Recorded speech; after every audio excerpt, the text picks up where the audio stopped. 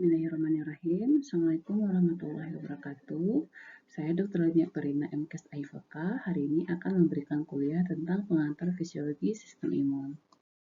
Apa saja learning objektif yang akan kita bawakan hari ini? Pertama, tentang imunitas bawaan atau innate immunity, kemudian imunitas didapat atau adaptive immunity, tentang antibodi, dan tentang vaksinasi.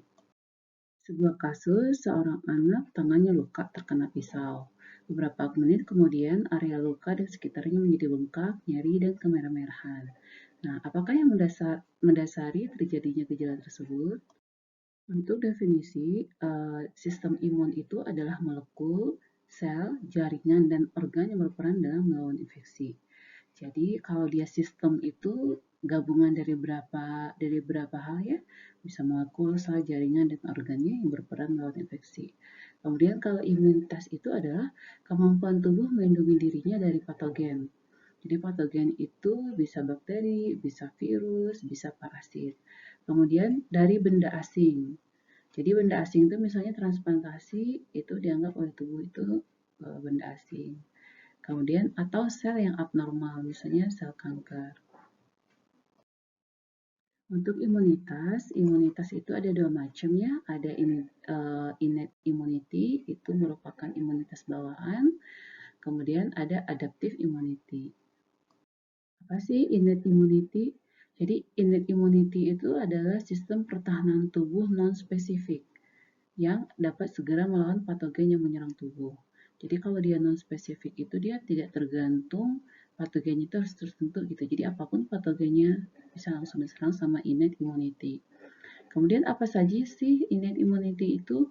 Jadi innate immunity itu bisa barier mekanik atau kimiawi. Apa contohnya? Misalnya kulit, itu dia barier mekanik ya. Membran mukosa, mukus yang terdapat di permukaan membran. Jadi misalnya kemarin kita belajar saluran nafas dilapisi oleh mukus. Jadi mukus ini dia memperangkat patogen. Patogen akan nempel di situ. Kemudian pH asam di lambung. Ini merupakan barier kimiawi. Kemudian silia di saluran nafas. Silia di saluran nafas ini juga barier mekanik. Dia akan mengeluarkan mukus yang terperangkap mengeluarkan mukus, di mana mukus itu tujuannya tadi adalah memerangkap patogen. Nah, kemudian ada juga innate immunity seluler. Apa aja innate immunity seluler itu? Misalnya adalah natural killer cell, kemudian neutrophil, makrofag, mast cell, basophil, dan eosinophil. Nah, bagaimana sih mekanisme kerja innate immunity? Jadi innate immunity itu ada first line defense-nya ya. Jadi pertahanan pertama dari kulit, membran mukosa. Kemudian nanti ada second line defense. Jadi ini untuk pertahanan kedua di dalam tubuh. Sementara ini seringkali adalah untuk pertahanan luar ya, yang first line-nya. Nah, apa aja yang first line-nya itu? Yaitu epidermis dari kulit. Jadi dia akan membentuk barrier fisik untuk masuknya mikroba. Kemudian ada membran mukosa. Membran mukosa ini adanya di mana aja?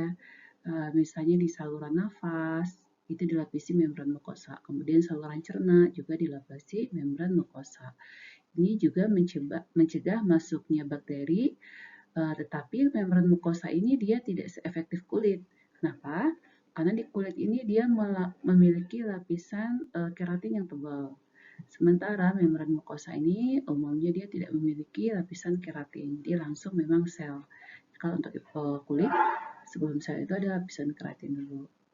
Nah, kemudian mukus. Mukus ini mungkin bahasa kita tuh cairan ya, cairan atau lendir.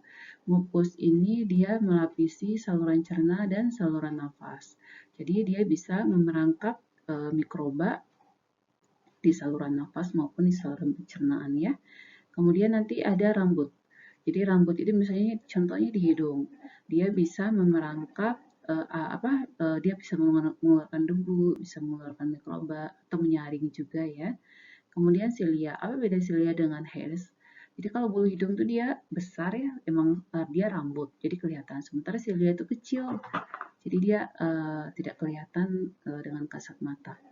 Jadi silia ini bekerja sama dengan mukus. Mereka ini memerangkap mikroba dan mengeluarkannya. Jadi silia ini dia bisa mengeluarkan mukus. Kalau misalnya di hidung itu nanti lapisan mukus di bagian yang melapisi hidung akan dibuang ke bagian faring. Nah, kemudian lacrimal apparatus. Lacrimal apparatus ini adalah air mata, kelenjar air mata ya. Air mata itu dia bisa melarutkan dan membersihkan mata dari mikroba atau dari debu juga bisa ya, dari zat-zat tertentu yang mengenai kornea mata. Kemudian saliva. Saliva ini dia akan membersihkan mikroba dari permukaan gigi dan dari membran mukosa mulut juga. Urin dia akan membasuh mikroba ya ketika urin itu keluar. Jadi terbuang juga mikrobanya. Kemudian defekasi dan vomiting. Defekasi ini adalah BAB. Kemudian vomiting itu muntah. Jadi kalau misalnya itu juga mengeluarkan mikroba dari tubuh ya. Ketika kita BAB itu pasti otomatis mikroba juga keluar. Ketika ada bakteri-bakteri patogen yang menyebabkan mencret, maka itu akan lebih banyak lagi mikroba-mikroba yang dikeluarkan oleh tubuh. Ini adalah faktor-faktor fisik. Sekarang kita masuk ke faktor kimiawinya. Sebum. Sebum itu adalah kelenjar lemak atau lemak. Sebum itu lemak ya. Misalnya kulit kita itu akan menghasilkan lemak. Lemak itu dia akan membentuk film itu lapisan asam yang akan melindungi kulit. Lemak itu dia terdiri dari gliserol dan asam lemak, jadi dia bersifat asam ya. Nah, kemudian lisozim. Lisozim ini dia bisa terdapat di air mata, di ludah, dan sekresi dari hidung. Kemudian lisozim ini dia enzim yang bisa melisiskan kuman atau patogen. Kemudian gastric juice. Jadi cairan lambung itu dia bersifat asam ya, asam banget dan dia bisa menghancurkan bakteri. Kemudian vaginal secretion. Sama vaginal secretion dia juga bersifat asam ya, sehingga menghambat pertumbuhan bakteri di vagina. Kemudian kita masuk ke yang second line. Nah, untuk second line ada yang substance atau molekul kali ya. Ada interferon, ada komplement, ada iron binding protein, ada antimikrobial protein, kemudian ada yang seluler, natural killer cell, kemudian sel-sel fagosit, kemudian ada juga proses atau reaksi berupa inflamasi dan demam. Nah, interferon ini apa sih mekanisme atau fungsinya? Dia ini melindungi sel-sel yang belum terinfeksi dari virus. Kemudian, kalau fungsi dari komplement ini, dia akan menyebabkan sitolisis mikroba. Sitolisis itu selnya itu jadi hancur, jadi pecah. Kemudian, dia merangsang juga fagositosis. Dia membantu fagositosis, kemudian dia juga berperan menyebabkan inflamasi. Kemudian untuk iron binding protein ini, dia menghambat bakteri-bakteri tertentu dengan menurunkan jumlah zat besi.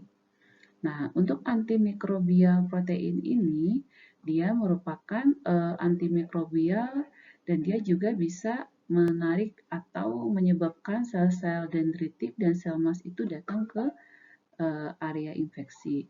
Kemudian ada namanya natural killer cell.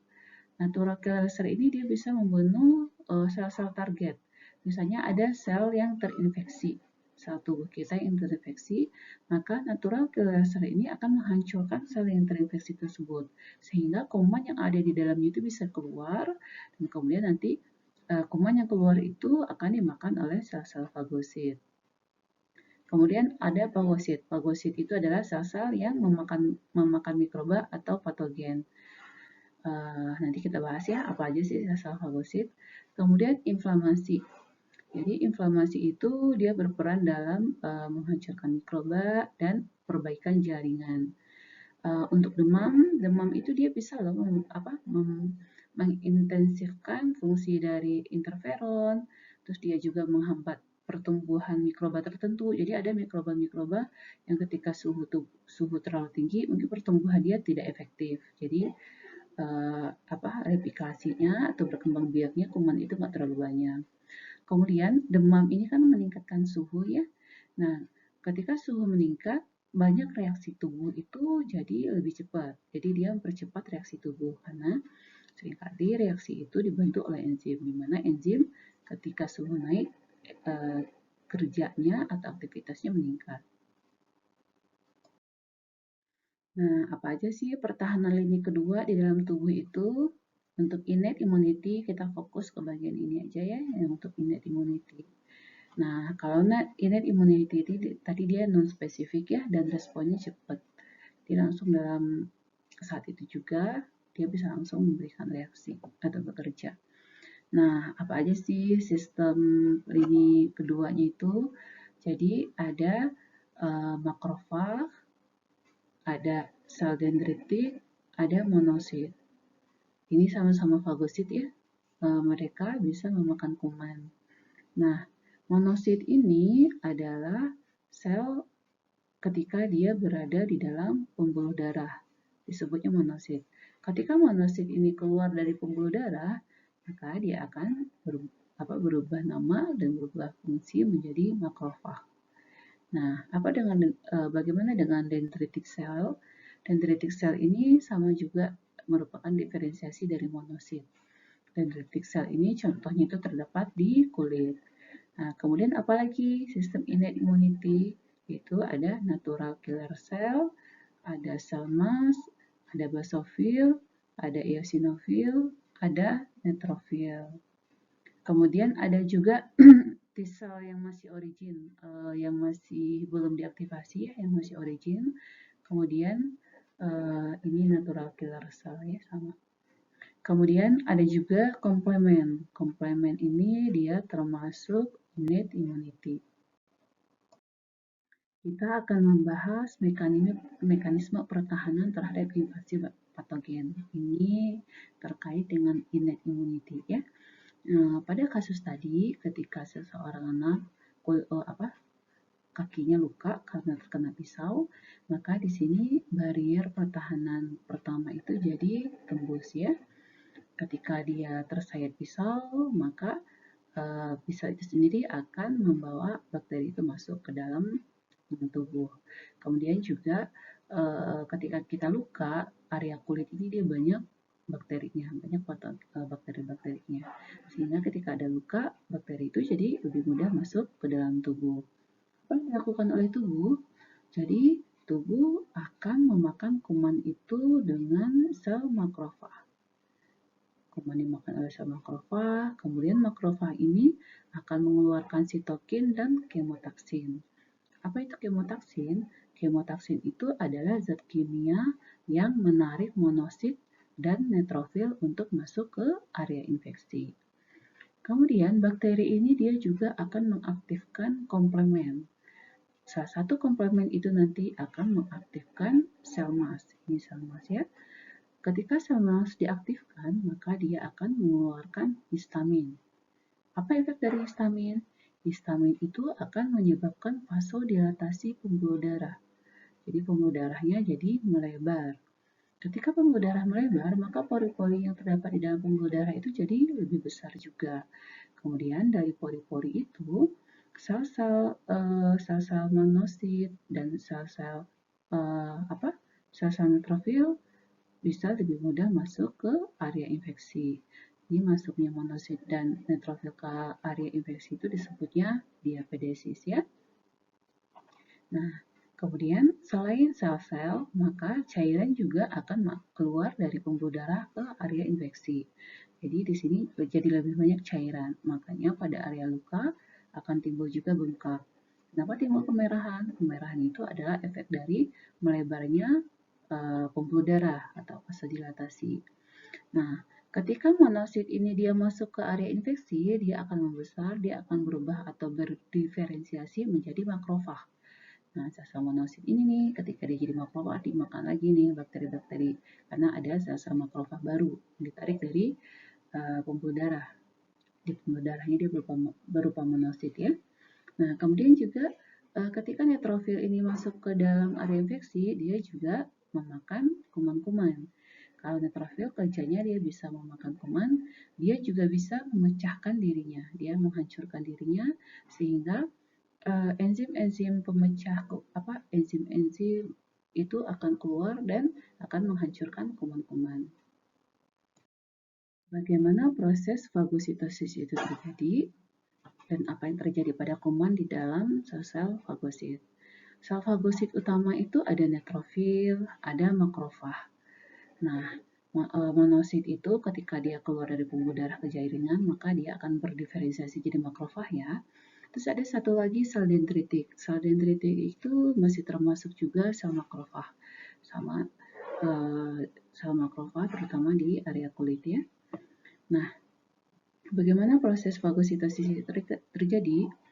Ini kuman atau bakteri.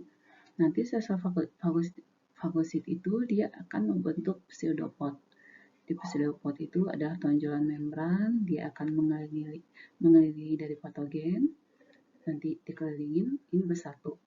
Kemudian masuklah patogen ke dalam sel fagosit. Nah, ini namanya dia membentuk membran ya, membungkus dari kuman itu. Ini disebutnya fagosom. Nah, kemudian fagosom itu dia akan bersatu dengan lisosom. Jadi lisosom ini adalah suatu vakuola atau yang berisi enzim-enzim pencernaan. Nah, dia akan bersatu dengan fagosom. Akan bersatu, kemudian enzim-enzim pencernaan ini akan menghancurkan bakteri. Ya. Jadi kecil-kecil bakterinya. Nah, kemudian sisa-sisa sisa penghancuran bakteri ini akan dikeluarkan. Nah, kenapa sih dia mesti di dalam vakuol ini atau dalam fagosom? Karena enzim-enzim pencerna ini dia ketika dia di sitoplasma, kalau dia nggak dibungkus, dia bisa merusak juga protein-protein yang ada di sitoplasma sel, sehingga dia hanya bekerjanya di dalam fagosom. Jadi biar nggak keluar tuh lisozimnya, karena jika lisozim keluar, dia malah bisa merusak komponen-komponen dari sel atau organel ya, komponen-komponen dari sel itu kita nyebutnya organel. Ini kita akan bahas tentang inflamasi ya. Sebenarnya inflamasi pun bagian dari penjelasan yang gambar tadi. Ini ketika infeksi bakteri atau ketika terjadi kerusakan jaringan, maka dia akan mengaktifkan sel mas. Apa yang dihasilkan oleh sel mas yaitu histamin. Akibat dari histamin adalah dia akan menyebabkan meningkatkan permeabilitas dari kapiler. Kemudian dia juga akan menyebabkan vasodilatasi dari arteriolar di daerah infeksi. Nah, apa akibatnya? Ketika vasodilatasi arteriolar ini, dia akan menyebabkan peningkatan aliran darah ke area infeksi. Kemudian, peningkatan permeabilitas ini akan menyebabkan akumulasi dari cairan di daerah infeksi ya. Nah, ini akan menyebabkan plasma protein lebih banyak masuk ke area infeksi. Apa aja contohnya plasma protein dibutuhkan untuk melawan kuman? Contohnya adalah komplement. Komplement itu dia banyak di darah ya. Ketika terjadi inflamasi, maka komplement itu akan banyak dibawa ke area kerusakan ataupun area infeksi. Kemudian ini juga menyebabkan sel-sel fagosit itu masuk banyak ke area infeksi seperti monosit dan neutrofil. Nah, ini sel-sel fagosit itu dia bisa menghasilkan sekresi. Sekresi itu berupa sitokin, berupa interleukin ya. Interleukin itu masih masuk dalam sitokin. Kemudian proses-proses ini akan menyebabkan pertahanan terhadap bakteri tadi dan juga akan menyebabkan perbaikan jaringan atau menyebabkan perbaikan jaringan yang rusak. kemudian sitokin-sitokin yang dikeluarkan itu akan bisa memberikan efek sistemik, contohnya itu demam. Nah, ini menjelaskan bagaimana bisa membuat di daerah infeksi itu timbul kemerah-merahan, timbul panas, bengkak, dan nyeri. Nah, kenapa dia bisa kemerah-merahan? Karena terjadi vasodilatasi di daerah infeksi. Vasodilatasi, pembuluh darahnya melebar, terus juga aliran darah ke area itu juga jadi lebih banyak, sehingga area infeksi itu jadi lebih merah. Kenapa area infeksi itu juga jadi lebih hangat? Karena vasodilatasi itu juga menyebabkan area infeksi jadi lebih hangat. Infeksi jadi lebih hangat ya. Terus di situ juga banyak dikeluarkan sitokin-sitokin. Kenapa bisa bengkak? Karena keluar cairan dari pembuluh darah sehingga area infeksi juga jadi lebih bengkak. Kemudian pain ini disebabkan oleh sitokin-sitokin yang dikeluarkan oleh sel-sel inflamasi. Sebagaimana tadi kita sebutkan, interferon itu merupakan salah satu bentuk innate immunity juga ya. Nah, bagaimana sih mekanisme kerja interferon dalam mencegah replikasi virus? Di sini ini adalah sel tubuh kita ya. Sel tubuh kita dimasuki oleh virus. Virus itu dia akan bereplikasi di dalam sel. Dia akan bereplikasi di dalam sel ya. Nah, ketika sel ini terinfeksi virus, maka sel ini akan mengeluarkan interferon. Nah, ini ada sel lainnya, sel lain yang belum terkena infeksi virus. Di dalam sel ini, di dalam hampir semua sel, dia terdapat enzim yang memblokade virus. Tetapi enzim ini masih tidak aktif. Masih tidak aktif ya. Nah, ketika interferon ini masuk ke sel-sel normal di sekitar sel yang terinfeksi, dia akan mengaktifkan enzim yang memblokade virus. Jadi ketika virus itu di dalam sel yang terinfeksi ini dia bereplikasi, dia membanyak diri, kemudian dia akan keluar kan ya. Dia akan keluar dan dia akan menginfeksi sel-sel lain, sel-sel baru. Nah, ketika dia menginfeksi sel-sel baru ini enzim yang memblokade virusnya itu sudah diaktifkan oleh interferon. Sehingga ketika virus itu masuk, maka dia akan diblokade oleh enzim. Sehingga virus ini dia tidak dapat bereplikasi, dia tidak bisa memperbanyak diri. Jadi ini mekanisme mekanisme interferon melindungi sel-sel normal. Sekarang kita masuk ke komplemen, salah satu komponen dari innate immunity juga. Bagaimana mekanisme kerja komplemen dalam melawan patogen. Ini kita khusus bahasanya pada proses innate immunity ya. Nah, pada innate immunity dia ada 3 peran. Dia meningkatkan fagositosis. Jadi mikroba ini akan dilapisi oleh komplemen. Jenis komplemennya namanya komplemen 3B ya. Dilapisin sehingga dia akan meningkatkan proses fagositosis. Kemudian yang kedua itu adalah menyebabkan sitolisis. Apa itu sitolisis? Sitolisis itu adalah hancurnya sel. Kenapa sel-sel kuman itu bisa hancur oleh komplemen? Jadi komplemen itu dia akan membentuk membran attack complex. Jadi dia akan membentuk lubang di membran sel-sel bakteri. Nah, ketika terbentuk lubang-lubang di dalam membran sel-sel bakteri, maka komponen-komponen sel dari bakteri itu akan keluar. Sitoplasmanya keluar sehingga hancurlah bakteri itu, jadi lisis dia. Apa saja komplemen yang bisa membentuk membran attack complex ini bisa dilihat ya.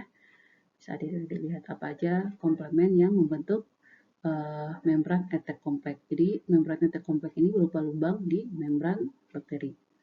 Nah, kemudian komplemen itu dia juga akan mengaktifkan mast cell. Tadi seperti disampaikan ketika luka. Jadi komplemen itu dia akan mengaktifkan mast cell. Ketika mast cell aktif, dia akan mengeluarkan histamin. Apa fungsi histamin? Sesuai dengan yang dijelasin tadi ya, dia menyebabkan vasodilatasi pembuluh darah. Sekarang kita masuk ke adaptive immunity. Jadi adaptive immunity itu adalah imunitas yang didapat ya. Jadi untuk adaptive immunity itu dia bisa yang aktif, bisa yang pasif. Apa itu yang aktif? Imunitas aktif itu adalah imunitas yang kita dapatkan setelah kita terkena infeksi atau vaksinasi. Sementara yang pasif adalah itu imunitas yang kita dapat dari orang lain, ya. Nah, untuk yang active immunity itu ada yang natural, ada yang artifisial. Yang natural itu kita memang kena infeksi ya, kena infeksi virus, kena infeksi bakteri, atau jamur gitu. Kemudian ada yang artifisial. Artifisial ini kita mendapatkan imunitas itu setelah kita divaksinasi. Kemudian untuk yang pasif itu ada yang natural, ada yang artifisial juga. Apa contohnya imunitas yang natural? Misalnya antibodi, antibodi yang didapatkan dari ibu ke bayinya, misalnya dari ASI ya. Jadi ada antibodi itu ada yang bisa masuk ke ASI. Kemudian ada juga antibodi dari ibu ke janin. Jadi ada antibodi-antibodi yang bisa melewati barrier plasenta. Nah, kemudian ada yang artifisial. Jadi artifisial itu memang antibodi itu disuntikan ke dalam tubuh seseorang. Contohnya apa? Mungkin yang sekarang lagi hangat itu adalah plasma konvalesen ya untuk penanganan COVID. Itu diberikan antibodi dari orang yang pernah terkena COVID, diambil diambil plasmanya, di mana plasma itu terdapat antibodi, kemudian diberikan kepada orang yang sedang terinfeksi. Itu yang artifisial. Sekarang untuk imunitas aktif dan pasif, apa sih perbedaannya? Jadi imunitas aktif itu tadi kita terkena infeksi ya, kita terkena infeksi atau kita divaksinasi. Kemudian kalau imunitas pasif ini memang antibodi yang ditransfer atau diberikan ya. Nah, apa perbedaannya? Kalau untuk yang imunitas aktif ini memang dihasilkan secara aktif oleh tubuh dari sistem pertahanan tubuh. Kalau yang pasif itu tidak ada peran dari sistem pertahanan tubuh kalau untuk yang pasif. Karena memang hanya antibodi itu langsung diberikan ya. Kalau ini harus ada proses dulu sehingga antibodi itu dihasilkan. Kemudian ini diinduksi oleh infeksi atau imunogen ya. Imunogen itu bisa dari vaksin. Kalau yang pasif itu dia sudah siap gitu, sudah siap pakai antibodi itu sudah siap pakai. Kemudian durable effective protection. Jadi ada perlindungannya itu, perlindungan efektifnya itu ada durable-nya deh, ada masanya atau ada waktunya, durasinya. Sementara kalau yang pasif ini dia transient, sesaat saja, dan ini juga kurang efektif. Nah, kemudian immunity effective only after lag period. Jadi imunitasnya itu efektif setelah periode lag ya, lag period. Kemudian ini dia immediate immunity. Kemudian kalau di yang active immunity itu dia menghasilkan sel memori. Apa itu sel memori? Nanti kita bahas. Kemudian kalau untuk yang passive immunity dia tidak menghasilkan sel memori. Kenapa? Ada yang pasif ini tidak menghasilkan sel memori, nanti juga kita akan bahas ya. Kemudian booster effect on subsequent dose.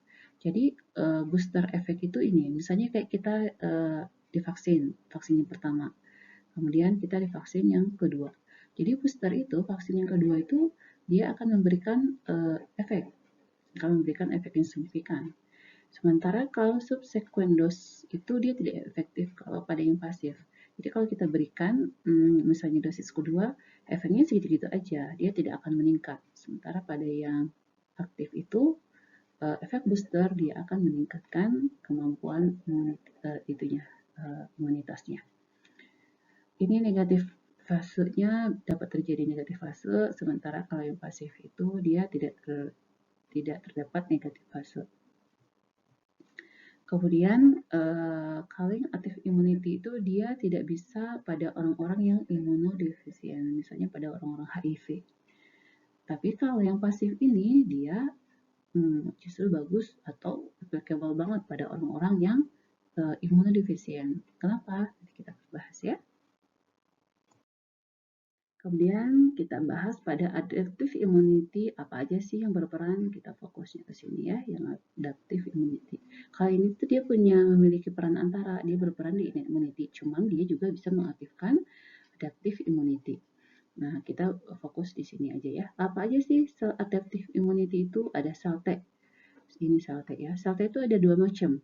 ada sel T helper, ada sel T sitotoksik. Sel T helper ini disebut juga sel CD4. Kalau adik-adik mungkin sering dengar tentang HIV, HIV itu yang terganggunya itu adalah sel CD4 ini. Ditekan jumlah sel CD4 oleh virus HIV. Kemudian satu lagi itu adalah sel sitotoksik. Sel sitotoksik ya. Apa beda sel CD4 sama sel CD8? Sel CD4 atau sel T helper ini dia mengaktifkan sel-sel yang lain. Dia mengaktifkan sel-sel yang lain. Dia mengaktifkan sel T, mengaktifkan sel B, dia juga mengaktifkan sel-sel sitotoksik. Apa fungsi dari sel-sel sitotoksik? Fungsi dari sel-sel sitotoksik ini adalah menghancurkan patogen. Bakteri, virus dihancurkan oleh sel-sel sitotoksik. Nah, kemudian ada sel B. Sel B ini adalah sel yang menghasilkan antibodi. Antibodi ya. Kemudian adaptive immunity itu diantaranya adalah yang humorannya itu antibodi. Yang selulernya sel T sama sel B, yang humorannya antibodi. Antibodi ini dihasilkan oleh sel B. Kita akan membahas sumber sel B dan sumber sel T. Dari mana sumbernya itu tergantung usia ya.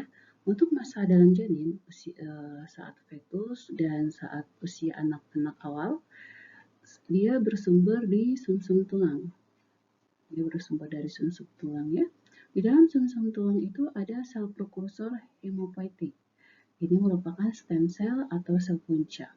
Jadi dia bisa berdiferensiasi atau berubah menjadi sel-sel lain.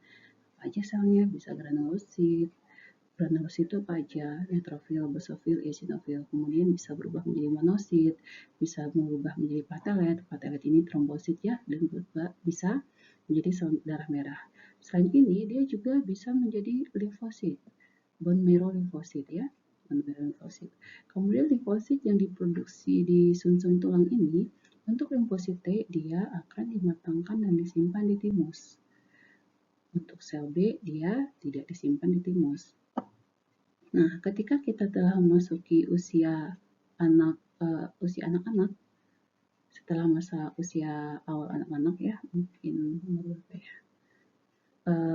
Dia akan disimpan di lymph node, di peripheral lymphoid tissue, atau kita nyebutnya lymph node ya. Lymph node ini ketika adik-adik belajar sistem limfatik, ada lymph node-nya, ada sistem limfatiknya atau aliran limfnya. Nah, lymph node inilah tempat penyimpanan sel T dan sel B. Ketika ada benda asing, apakah itu bakteri atau virus, maka sel B dan sel T yang ada di lymph node ini akan diaktifkan. Kemudian sel B ini dia bisa memberikan antibodi, sementara kalau untuk sel T dia akan memediasi sistem imun. Ini sedikit tambahan pengetahuan ya tentang yang stem cell tadi.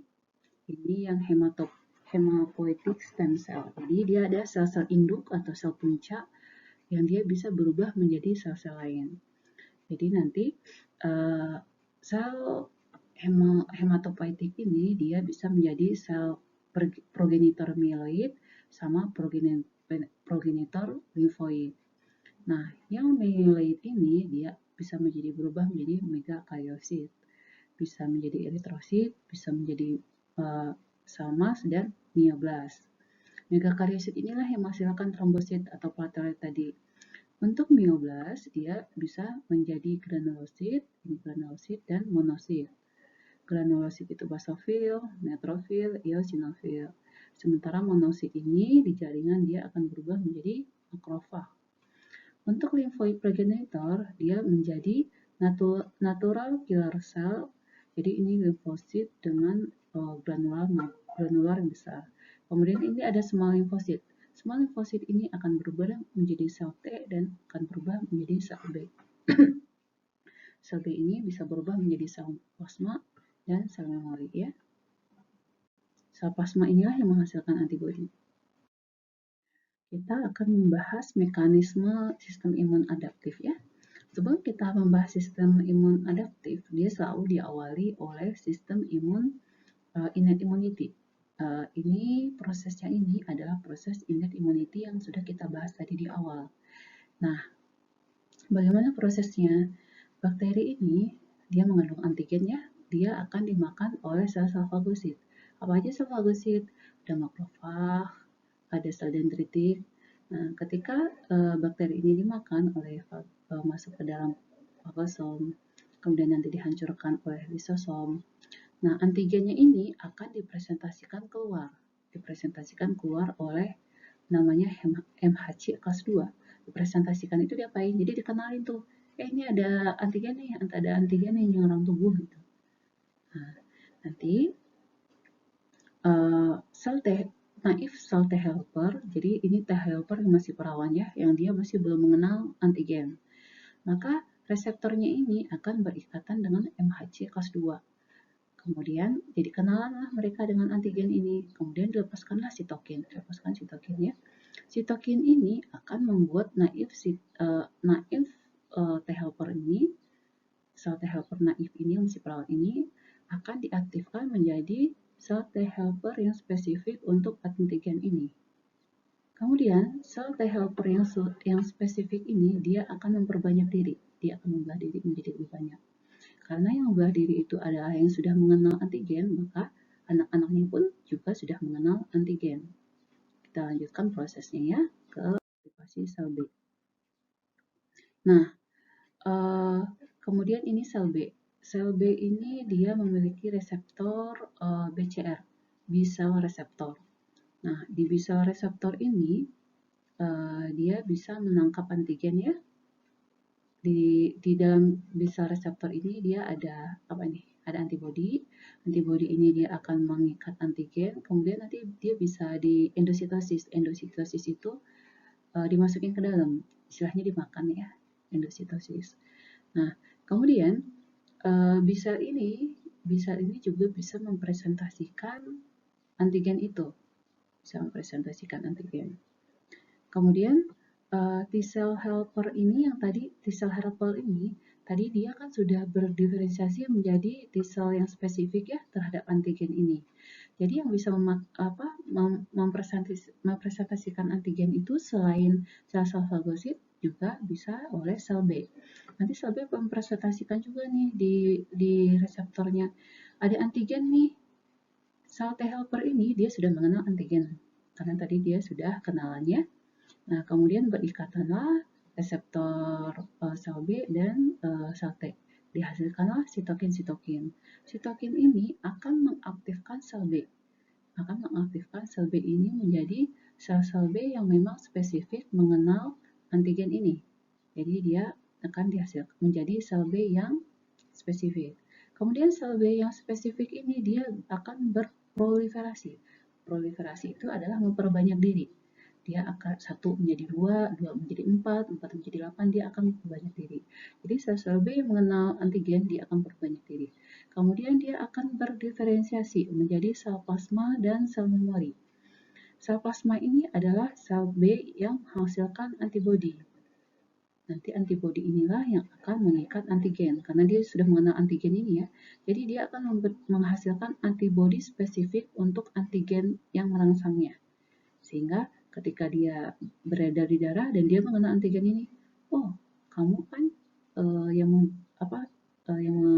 membentuk aku gitu. Jadi mereka akan berikatan. Kemudian sel memori. Jadi sel B itu dia akan membentuk juga sel memori. Sel memori ini dia akan disimpan. Tujuannya apa? Ketika kita diserang lagi oleh bakteri yang sama, maka sel B ini dia akan mengingat, oh ini sel yang waktu itu menyerang ya. Sehingga sel memori ini dia akan berubah menjadi sel plasma dan kemudian dia akan menghasilkan antibodi yang sama dengan yang sebelumnya. Untuk gambar ini sebenarnya sama ya penjelasannya dengan gambar yang sebelumnya, tapi saya ulang lagi agar lebih paham ya. Jadi untuk sel T dia diaktifkan oleh sel-sel fagosit. Sel-sel fagosit itu dia bisa berperan sebagai antigen presenting cell. Jadi dia mempresentasikan antigen itu di permukaannya. Nah, kemudian ini MHC kelas 2 ya. Nah, kemudian ini sel T helper yang inaktif atau yang naif atau yang masih perawan. Maka berikatanlah mereka jadi kenalan ya. Jadi sel T helper inaktif ini akan menjadi sel T yang aktif. kemudian dia akan memperbanyak diri. Sel T ini akan memperbanyak diri dan sebagian akan menjadi sel T memori. Ini dia hidupnya lama ya, lama, bisa puluhan tahun, bisa 60 tahun dan bahkan bisa seumur hidup. Kemudian bagaimana dengan sel B? Ini sel B yang inaktif itu di permukaannya itu dia memiliki ini ya antibodi, permukaannya dia memiliki antibodi. Nah, ketika antibodi ini dia berikatan dengan antigen, ini kan inaktif ya, sehingga sel B ini jadi bisa mempresentasikan antigen ini ke sel T helper. Nah, sel T helper ini dia akan mengeluarkan interleukin, sitokin atau interleukin ya. Kemudian interleukin ini akan mengaktifkan sel B. Sel B yang tadi inaktif akan menjadi sel B yang aktif. Sel B yang aktif ini yang udah mengenal antigen spesifik, dia akan memperbanyak diri. Dia akan memperbanyak diri dan kemudian ada yang berdiferensiasi menjadi sel plasma. Sel plasma inilah yang menghasilkan antibodi spesifik ya, spesifik untuk kuman ini. Kemudian ada juga yang berdiferensiasi menjadi sel memori. Sel memori ini sama, dia juga long life, bisa puluhan tahun dan bisa seumur hidup. Sekarang kita membahas sel sitotoksik. Seperti kita tahu, sel T itu ada dua macam. Ada sel T helper yang dia mengaktifkan sel-sel lain. Kemudian ada sel sitotoksik. Nah, bagaimana bekerja sel sitotoksik ini dalam menghancurkan bakteri? Dia ada dua mekanisme ya. Mekanisme pertama, dia bisa menyebabkan apoptosis sel-sel yang terinfeksi. Ini selnya ada di dalamnya mikroba ya, dia diinfeksi oleh mikroba. Nah, ini sel-sel sitotoksik ini akan mengeluarkan granzim. Granzim ini nanti dia akan masuk ke dalam sel yang terinfeksi dan akan menyebabkan apoptosis. Apa itu apoptosis? Apoptosis itu adalah kematian sel yang memang direncanakan. Jadi dia istilahnya bunuh diri ya, bunuh diri. Jadi kematian itu memang direncanakan sehingga kuman-kuman yang ada di dalam sel yang terinfeksi ini jadi keluar karena pecah ini. Jadi kemudian sel-sel mikroba yang keluar ini akan dimakan oleh sel-sel fagosit, neutrofil, sel dendritik. Nah, kemudian bagaimana mekanisme yang kedua? Mekanisme yang kedua, sel sitotoksik ini bisa mengelisiskan atau menghancurkan sel-sel yang terinfeksi. Apa yang dikeluarkan? Dia bisa mengeluarkan granulosin, perforin, sama granulosin dan perforin. Granulosin dan perforin itu akan membuat lubang di membran sel. Jadi kalau ada lubang-lubangnya jadi pecah selnya, jadi lisis. Apa perbedaan sel B dengan sel T? Untuk sumbernya, dua-duanya sama-sama berasal dari bone marrow ya, dari sumsum tulang. Kemudian untuk maturasinya, kalau sel B itu maturasinya dia tetap di sumsum tulang, sementara limfosit T maturasinya dia di timus. Kemudian untuk reseptornya, reseptor dari sel B itu adalah antibodi, sementara kalau reseptor sel T itu T cell reseptor, jadi memang dia punya reseptor sendiri, bukan antibodi ya. Kemudian kalau untuk sel B, dia berikatan dengan antigen yang ada di ekstraseluler. Sementara kalau sel T, dia bisa mengenal antigen asing dan dia juga bisa mengenal antigen yang berada di dalam sel. Contohnya virus ya, virus dia menginfeksi sel, dia berada di dalam sel. Kemudian bentuk aktif dari sel B itu adalah sel plasma. Sel plasmanya yang menghasilkan antibodi nanti ya. Sementara bentuk aktif dari sel limfosit T adalah sel sitotoksik, sel T helper, sel T regulator. Kemudian, apakah sel B dan sel T membentuk sel memori? Ya, dua-duanya sama-sama membentuk sel memori. Kemudian dia tipe imunitasnya apa? Kalau untuk sel B itu dia antibody mediated immunity. Kalau sel T cellular mediated antibody. Jadi kalau istilah kita ini yang humoral, ini yang seluler. Jadi sel B imunitas humoral, sel T imunitas seluler. Apa yang dihasilkan? Sel B dia menghasilkan antibodi, sementara sel T dia menghasilkan sitokin. Kemudian fungsinya buat apa? Dia mengeliminasi kuman ya atau patogen. Kemudian sel B ini dia juga bisa meningkatkan kerja sistem imunitas yang innate. Kemudian bagaimana fungsi dari sel T? Sel T itu dia menyebabkan lisis dari patogen. Bisa menyebabkan lisis sel-sel yang terinfeksi oleh virus, bisa menyebabkan lisis atau kehancuran sel-sel kanker, kemudian membantu sel B untuk meningkatkan produksi antibodinya, kemudian memodulasi sistem imun. Modulasi sistem imun itu contohnya sel B ini umurnya pendek ya, sel B ini umurnya pendek. Jadi sel T helper itu bisa menyebabkan sel B itu jangan mati dulu, bekerja dulu gitu. Jadi dia bisa banyak sel B. Kemudian sel T ini dia bisa menghasilkan sitokin ya untuk menarik sel-sel pertahanan untuk masuk ke area infeksi. Kemudian usianya, umur harapan hidupnya. Kalau sel B itu dia umur harapan hidupnya itu pendek, dia cepat mati. Sementara kalau sel T umurnya lebih panjang. Ini summary dari sel-sel yang berperan dalam sistem imun ya, respon imun. Nah, ada sel-sel antigen presenting cell. Jadi antigen presenting cell itu adalah sel-sel yang mampu mempresentasikan antigen di permukaan membrannya. Itu ada 3 sel ya, ada sel makrofag, ada dendritic cell, dan ada sel B. Jadi mereka bisa mempresentasikan antigen di membrannya. Untuk keterangan ini bisa dikali baca ya, misalnya makrofag dia bisa memfagositosis, memakan kuman, kemudian juga berperan sebagai APC, antigen presenting cell. Kemudian kalau sel dendritic cell sama juga dia memfagositosis dan mempresentasikan antigen ke sel B dan sel T. Sel dendritik ini selain di kulit, dia ada di lymph node dan di membran mukosa. Kalau sel B, dia juga mempresentasikan antigen ke sel T helper. Untuk limfosit itu ada sel sitotoksik. Sel sitotoksik yang tadi kita bahas, dia menyebabkan apoptosis sel yang terinfeksi atau menyebabkan lisis sel yang terinfeksi. Kemudian sel T helper. Sel T helper ini dia membantu sel B untuk bermultiplikasi atau memperbanyak diri dengan menghasilkan interleukin 2. Jadi ketika sel T helper berikatan dengan sel B, dia akan menghasilkan interleukin 2. Interleukin 2 itu akan menyebabkan sel B itu berproliferasi atau memperbanyak diri. Nah, kemudian memory T cell. Jadi memory T cell ini dia akan mengenal antigen yang sama ketika dia menyerang lagi. Kemudian sel B. Sel B ini dia akan berdiferensiasi menjadi sel plasma atau sel memori. Sel plasma ini adalah sel B yang menghasilkan antibodi, sementara sel memori adalah sel B yang setelah respon imun itu dia akan disimpan, kemudian untuk infeksi selanjutnya dia bisa mengenali antigen dan memproduksi antibodi yang sesuai untuk antigen tersebut.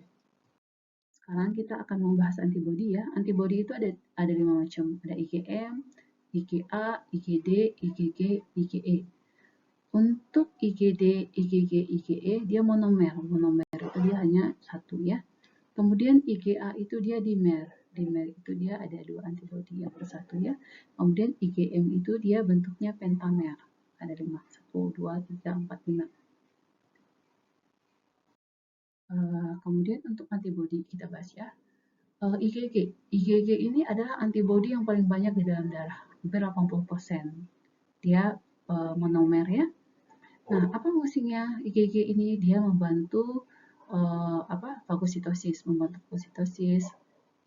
dia menetralkan racun, dan dia bisa men-trigger complement system ya. Nah, IgG ini satu-satunya antibodi yang bisa melewati barrier plasenta. Kemudian IgA. IgA ini merupakan antibodi yang bisa disekresikan ke organ yang berongga atau ke kulit. Nah, dia bisa ditemukan di kelenjar keringat, bisa di air mata, di ludah, di mukus saluran cerna atau mukus saluran nafas, kemudian ASI, dan gastrointestinal secretion. Nah, IgA ini berperannya di situ ya. Jadi kalau misalnya di kulit, bisa dibantu sama IgA. Atau misalnya di saluran nafas, kan ada mukus ya. Nah, nanti dia ada IgA di situ juga, dia akan mengikat antigen. Kemudian IgM. IgM ini dia pentamer. Kemudian IgM ini bisa menyebabkan aglutinasi. Aglutinasi itu penggumpalan antigen antibodi ya, atau menggumpal. Dia akan mengikat antigen, misalnya kuman diikat sama dia, nanti akan terjadi aglutinasi. Aglutinasi itu penggumpalan. Terus dia juga bisa menyebabkan lisis dari mikroba. Contohnya yang aglutinasi atau penggumpalan itu adalah pembuluh darah darah yang tidak cocok, incompatibility blood transfusion. Atau misalnya ketika kita cek golongan darah, itu kan ada ini ya, ada penggumpalan. Nah, itu diberikannya itu IgM. Jadi akan terjadi penggumpalan. Kemudian IgD dan ini IgE. IgE ini dia berperan besar dalam alergi dan hipersensitivitas. Ini sangat berperan banget. Dan IgE ini juga membantu kita melawan parasit, terutama cacing. Di mana IgE ini terdapat? IgE ini terdapatnya di permukaan sel mast dan sel basofil. Nah, sekarang ketika kita terinfeksi pertama kali, yang diproduksi oleh tubuh adalah IgM. IgM itu adalah antibodi fase akut. Antibodi fase akut ya, dia tingginya pas awal 14 hari. Kalau untuk masa kronis, untuk fase selanjutnya dia akan diproduksi IgG. Karena IgG ini disebut juga antibodi fase kronis ya. Nah, kemudian ketika kita terkena kuman untuk yang kedua kalinya, tubuh akan mengeluarkan IgM lagi ya, untuk fase akut. Tapi untuk exposure yang kedua, IgG itu produksinya tuh tinggi banget, tinggi sekali ya.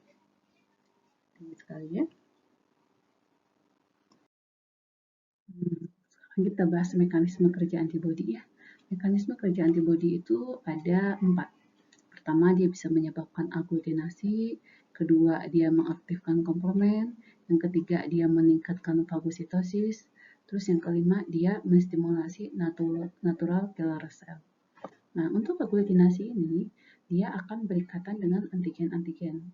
Berikatan sehingga terbentuklah gumpalan aglutinasi ya. Nah, ketika racun pun juga bisa terjadi seperti ini. Ketika racun itu diikat sama antibodi, sehingga dia tidak bisa bekerja lagi racunnya. Jadi, dia menetralkan racun. Kemudian, ketika antibodi ini berikatan dengan antigen, dia bisa mengaktifkan komplement. Ketika komplement ini diaktifkan, dia akan membentuk membran attack complex. Jadi nanti di dalam misalnya bakteri ini yang biru-biru ini nih, ini terbentuk membran attack complex. Membran attack complex itu dia berupa lubang-lubang gitu, dibikin lubang-lubang di membran bakteri sehingga keluarlah tuh pecah bakterinya, keluar isinya karena ada lubang-lubang tersebut. Kemudian antibodi ini dia akan mengopsonisasi bakteri sehingga mempercepat proses atau memudahkan proses fagositosis. Kemudian dia juga akan mengaktifkan atau menstimulus natural killer cell. Nanti natural killer cell ini yang akan menghancurkan bakterinya. Innate immunity, setelah kita belajar innate immunity dan adaptive immunity, sekarang kita melihat perbedaannya ya antara kedua imunitas tersebut. Kalau yang innate immunity itu dia bersifat natural, sementara yang adaptif itu dia didapat. Kalau ini dia dimediasi oleh sel T dan sel B dan dia menghasilkan sel memori. Ini dikenal dengan natural immunity, ini acquired immunity atau didapat ya. Kemudian dia non-spesifik. Respon imunnya non-spesifik terhadap apa aja, bisa bakteri, virus, parasit, apapun jenis bakterinya, apapun jenis virusnya dia bisa. Sementara kalau untuk yang adaptif itu, dia akan menghasilkan respon imun yang spesifik terhadap kuman itu. Nah, untuk yang innate immunity itu selalu ada di dalam tubuh. Kalau untuk yang adaptive immunity itu, dia baru dihasilkan setelah kita terekspos kuman patogen atau lewat vaksin ya. Kemudian respon dari innate immunity itu cepat, langsung memberikan respon. Sementara kalau adaptive immunity dia delay 5 sampai 6 hari. Jadi yang awal bekerja itu innate immunity, kemudian innate immunity itu yang APC itu baru dia akan mengaktifkan adaptive immunity. Jadi ini duluan ya, ini respon cepat, ini delay. Kemudian apa aja innate immunity? Itu bisa plasma protein. Apa aja contohnya plasma protein? Komplement. Kemudian fagosit, ini sel-sel fagosit. Kemudian bisa barier fisik ataupun barier kimia. Kalau untuk yang adaptif, dia ada yang humoral itu antibody, kemudian ada yang seluler. Seluler itu sel B dan sel T. Nah, kemudian untuk innate immunity termasuk itu suhu, pH, terus adanya barrier mekanik seperti kulit dan membran mukosa. Kalau untuk adaptif, organ atau jaringannya? Lymph node, lien, kemudian lymphoid tissue, ya, ini sebagai barrier atau perlindungannya ya. Kalau untuk yang innate itu dia tidak menghasilkan sel memori. Sementara yang adaptif itu dia menghasilkan sel memori. Kalau ini diversity-nya itu sedikit ya, kalau ini diversity-nya itu banyak. Kalau ini dia kurang poten. Sementara kalau yang adaptif itu dia sangat poten karena dia memang spesifik untuk kuman itu. Kemudian untuk yang innate immunity dia tidak menghasilkan reaksi alergi. Sementara kalau yang ini dia bisa menghasilkan reaksi alergi, baik yang immediate maupun yang delay. Nah, ini contohnya itu kemerah-merahan, bengkak yang disebabkan oleh oleh luka. Bisa disebabkan oleh luka ya. Kalau ini contohnya yang adaptif itu adalah vaksinasi. Ini mekanisme kerja innate immunity sama adaptive immunity. Ini sebenarnya rangkuman dari penjelasan-penjelasan sebelumnya ya. Saya ulang sedikit aja ya. Nah, untuk mekanisme innate immunity itu nanti makrofag dia memakan bakteri, kemudian dia menghasilkan histamin. Histamin dia akan menyebabkan vasodilatasi dan juga meningkatkan aliran darah ke area infeksi. Kemudian ini dia akan membawa sel-sel imun dan juga membawa protein yang dibutuhkan untuk melawan kuman. Sel-sel imun ini adalah monosit dan neutrofil. Untuk plasma protein itu adalah komplement. Kemudian nanti akan terbentuk fibrin clots pada area yang terinfeksi. Misalnya ketika kita luka itu akan dibentuk fibrin clot di situ. Kemudian neutrofil dan monosit, dia akan bermigrasi ke daerah infeksi dan dia akan menghancurkan patogen-patogennya dan juga menyingkirkan debris itu zat-zat sisa ya, debris dari sel atau sel-sel yang mati. Dihancurkan juga oleh neutrofil dan monosit.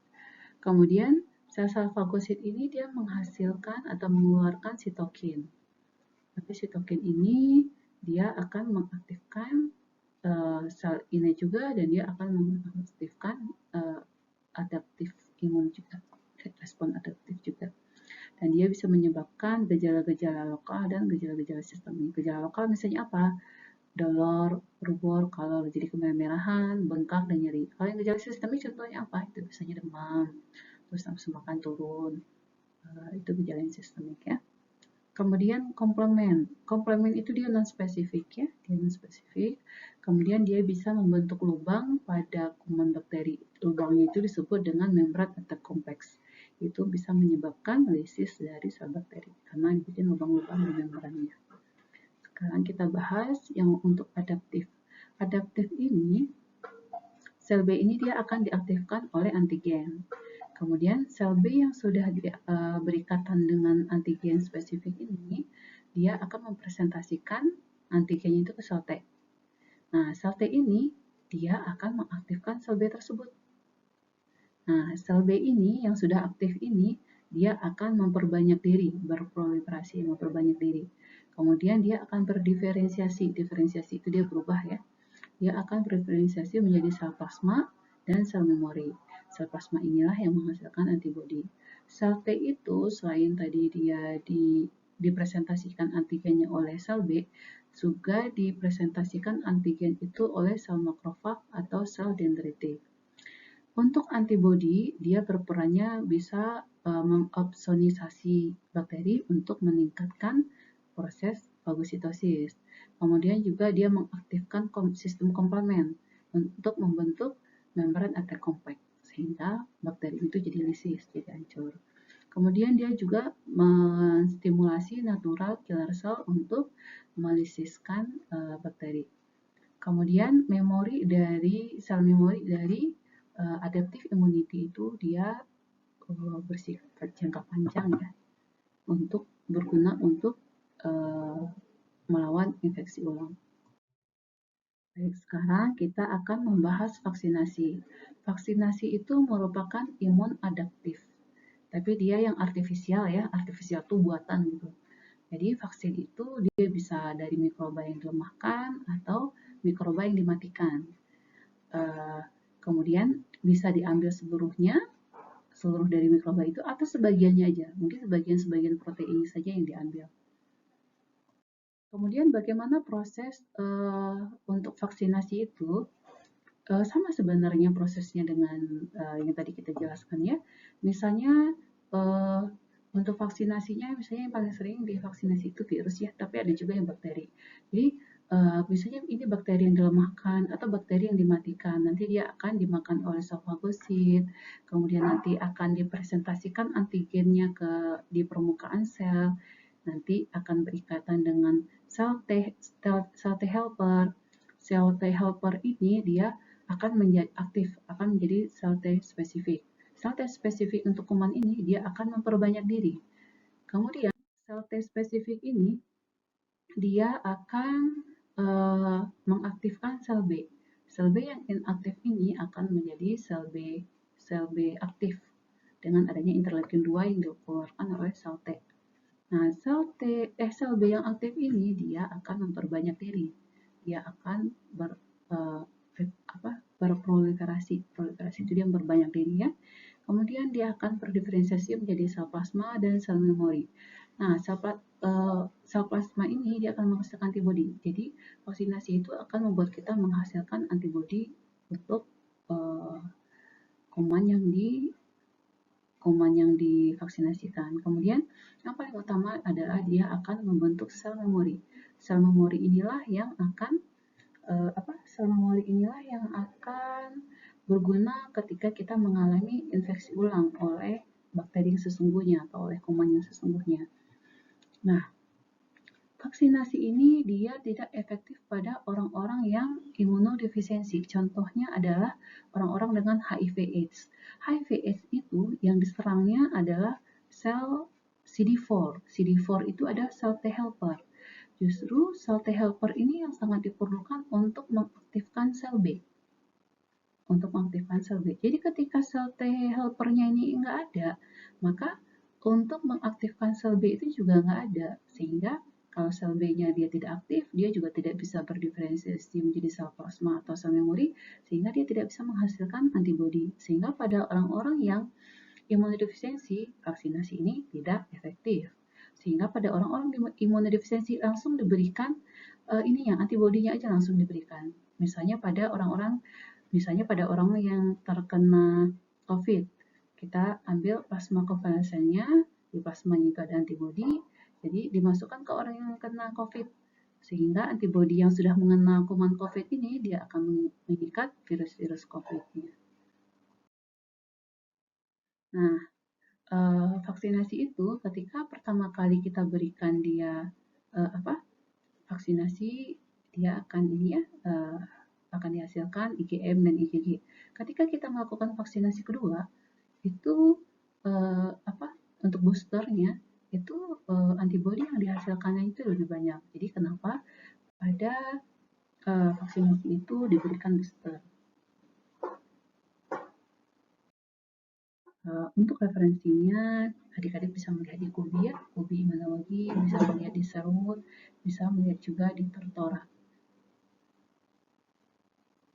Sekian dari kuliah pengantar imunologinya. Assalamualaikum warahmatullahi wabarakatuh.